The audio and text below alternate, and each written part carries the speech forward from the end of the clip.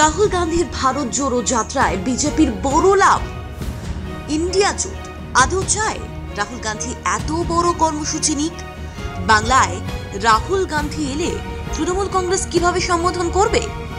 ফাঁক তালে নরেন্দ্র মোদী তুলে নিতে পারেন বড় ফায়দা।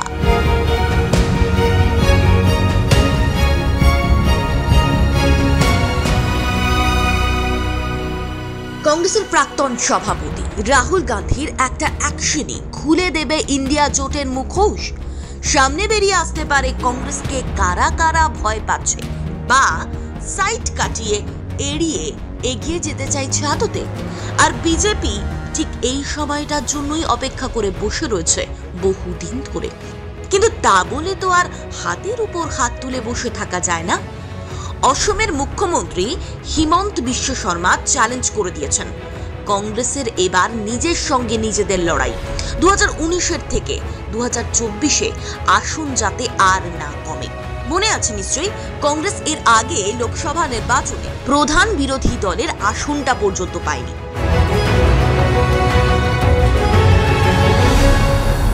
তাই এবার প্রাক্তন কংগ্রেস সভাপতি রাহুল গান্ধী নয়া উদ্যমে ঝাঁপিয়ে পড়লেন ময়দানে। জানা যাচ্ছে তিনি শুরু করতে চলেছেন ভারত জোড়ো যাত্রা 2.0। এবার অবশ্য নাম বদলে হয়েছে ভারত ন্যায় যাত্রা। তবে জনসংযোগে নয়া কোনো স্ট্র্যাটেজি এতে থাকবে কিনা সেটা না দেখলে বা না হলে বুঝতে পারা যাবে না। 2024 সালের 14 জানুয়ারি থেকে শুরু হচ্ছে কংগ্রেসের ভারত জোড়ো যাত্রা দ্বিতীয় অধ্যায়।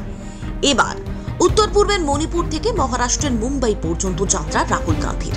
মোট 6200 কিলোমিটার। সঙ্গে নাকি থাকছেন কংগ্রেস নেত্রী প্রিয়াঙ্কা গান্ধীও। দিল্লির ভোটের রাজনীতিতে এই খবরটার গুরুত্ব খুব বেশি না থাকলেও খবর হিসেবে অবশ্যই প্রিয়াঙ্কা গান্ধীর এই যোগদান ভোটের আগে কিন্তু বেশ চমকদার কংগ্রেসের জন্য, এমনটাই বলছেন বিশ্লেষকেরা। তবে বিশেষ করে নতুন প্রজন্মের তরুণ যুবতী এবং গ্রামীণ মহিলাদের কাছে পৌঁছতেই প্রিয়াঙ্কাকে পথে নামাতে চাইছে কংগ্রেস। কংগ্রেসের ওয়ার্কিং কমিটি এই হাইব্রিড যাত্রার কথা বলেছে। রাহুল তা শুনেছেন বলে খবর। রাজনৈতিক মহলের একাংশ বলছেন এখান থেকে আদতে রাজনৈতিক লাভ তুলবে ভারতীয় জনতা পার্টি। সেটা কিভাবে শুনে নিন। রাহুল গান্ধীর একটা ভারত জোড়ো যাত্রা, ঠিক তারপরেই কর্ণাটকে কংগ্রেসের বড় জয়। যদিও বা কংগ্রেসের অনেকেরই দাবি ছিল এটা রাহুল গান্ধীর এফেক্ট নয়, আসলে কর্ণাটকে কংগ্রেসের সংগঠন বেশ মজবুত ছিল, সেটারই ফল ছিল কংগ্রেসের জয়। এবার শুনুন আসল কাহিনী। কংগ্রেসের এবারের যাত্রার লক্ষ্য মূলত পূর্ব ভারত থেকে পশ্চিম ভারত। 6200 কিলোমিটার এই যাত্রায় থাকছে মণিপুর, নাগাল্যান্ড, অসম, মেঘালয়, পশ্চিমবঙ্গ, বিহার, ঝাড়খণ্ড, ওড়িশা, উত্তরপ্রদেশ, মধ্যপ্রদেশ, ছত্তিশগড়, রাজস্থান, গুজরাট এবং মহারাষ্ট্র।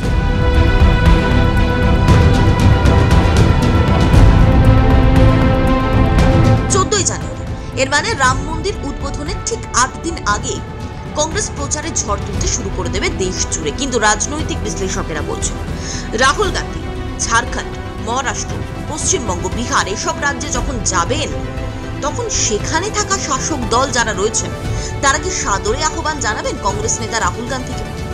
মানে যারা ইন্ডিয়া জোটে রয়েছে, যেমন তৃণমূল কংগ্রেস, শিবসেনা, শরদ পাওয়ারের এনসিপি, এদিকে বিহারের জেডিইউ, আরজেডি, এই ক্ষেত্রে বিশেষ করে কিন্তু নজরটা পশ্চিমবঙ্গ এবং মহারাষ্ট্রের উপর থাকবে।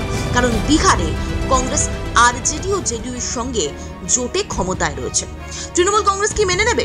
কংগ্রেস যদি এবারের নির্বাচনে, মানে লোকসভা নির্বাচনে বাংলা থেকে 2-4টে আসন বেশি পায় বা তাদেরকে হারিয়ে দেয় কোনো কোনো জায়গায়, এখানেই তো আসলে দেখার তৃণমূল কংগ্রেস কিভাবে ব্যাপারটার সঙ্গে ডিল করে। আর শুধু তৃণমূল কংগ্রেস নয়, বিহারের আরজেডি, জেডিইউ, শিবসেনা এরা প্রত্যেকে সেই পরিস্থিতি পরখ করেই ইন্ডিয়া জোটে ফাটল ধরানোর চেষ্টাটা হয়তো করতে পারে বিজেপি, বা বিজেপির কাছে একটা বড় সুযোগ থাকবে। কেন রাহুল গান্ধী মণিপুরকেই টার্গেট করলেন এবার? মণিপুরের যে অবস্থা তাতে কি কংগ্রেস ভারত ন্যায় যাত্রাকে আদেও ঢুকতে দেওয়া হবে ওই রাজ্যে? মণিপুর থেকে এবারের যাত্রা শুরুর কারণ নিয়ে কংগ্রেস নেতা বেণুগোপাল বলছেন, মণিপুর ছাড়া কি এই যাত্রা সম্ভব? মণিপুরের মানুষের দুঃখ এবং দুর্দশায় আমরা উদ্বিগ্ন, তাই রাজধানী ইম্ফল থেকেই রাহুল গান্ধীর ভারত ন্যায় যাত্রা শুরু হবে, যেটা শেষ হতে যাচ্ছে 20 মার্চ মুম্বাই শহরে। তবে সূত্রের খবর এবার বিশেষভাবে ফোকাস করা হচ্ছে উত্তরপ্রদেশ, বিহার এবং মহারাষ্ট্রকে। কংগ্রেসের বিশ্বাস, লোকসভা নির্বাচনের আগে রাহুল গান্ধীর এই যাত্রা কার্যত চাঙ্গা করবে ছত্তিশগড়, রাজস্থান, মধ্যপ্রদেশ সহ দেশের বাকি প্রান্তের কংগ্রেস কর্মীদের। সত্যি এতে কতটা লাভ হয় কংগ্রেসের, সেটা তো সময় বলবে। রিপোর্ট, প্রথম কলকাতা।